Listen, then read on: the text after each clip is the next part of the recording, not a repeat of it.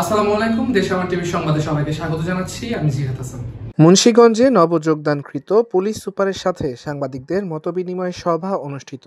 মোহাম্মদ নাসির উদ্দিনের প্রতিবেদন। মুন্সিগঞ্জে নবযোগদানকৃত police super Mohammad Menhajul আলমের সাথে সাংবাদিকদের মতবিনিময় সভা অনুষ্ঠিত হয়েছে। সোমবার ১ ডিসেম্বর বিকেলে পুলিশ সুপারের কার্যালয়ে অনুষ্ঠিত এই সভায় জেলার সার্বিক আইন শৃঙ্খলা পরিস্থিতি, আসন্ন নির্বাচন ও মাদক নির্মূল নিয়ে খোলামেলা আলোচনা করেন। যে প্রত্যাশা যে আমরা নির্বিঘ্নে ভোট দেবো কোনো রকম সহিংসতা ছাড়াই, এটার জন্য ফিল্ড তৈরি করার জন্য আমরা কাজ করছি এবং আমরা আরো সিনিয়র অথরিটির মাধ্যমে আমাদের নির্দেশিত হব যে কিভাবে আরো সুন্দর করে গোছানো যায়।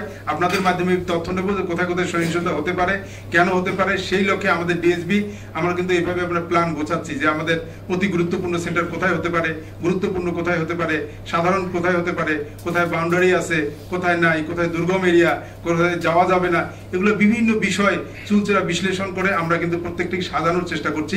উদ্দেশ্য একটাই, একটা স্বস্তির, একটা সফল একটা নির্বাচন, মানুষের প্রত্যাশা পূরণ করা। পুলিশ সুপার বলেন, সুস্থ নির্বাচন আয়োজন এবং মানুষকে নিরাপত্তা দেওয়াই আমাদের প্রধান লক্ষ্য।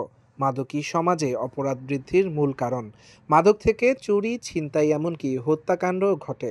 তাই মাদক দূর করা হবে আমাদের অন্যতম বড় লক্ষ্য।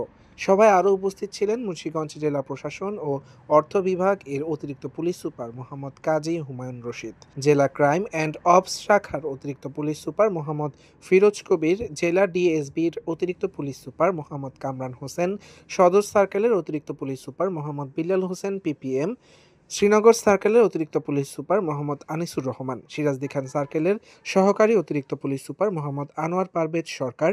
মতবিনিময় সভায় সাংবাদিকরা জেলার আইন শৃঙ্খলা পরিস্থিতি উন্নয়নে বিভিন্ন পরামর্শ তুলে ধরেন। পুলিশ সুপার সকলের সহযোগিতা নিয়ে একটি নিরাপদ, মাদকমুক্ত ও সুষ্ঠু নির্বাচনী পরিবেশ গড়ে তোলার প্রত্যয় ব্যক্ত করেন। মোহাম্মদ নাসির উদ্দিন, দেশামার টিভি।